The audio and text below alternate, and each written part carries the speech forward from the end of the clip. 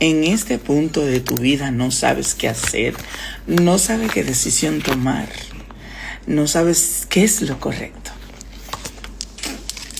Vamos a ver.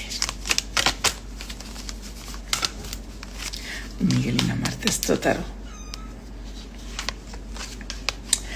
Desde adentro vas a estar teniendo fuerza para poder tomar la decisión correcta, no basándote en lo que ha pasado, sino en lo que el universo te va a estar mostrando en lo adelante. ¿Sabes por qué?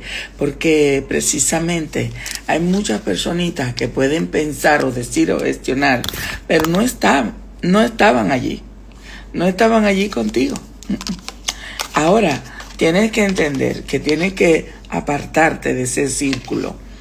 ¿Por qué? Porque en lo adelante, quien tiene que ver todo claro eres tú.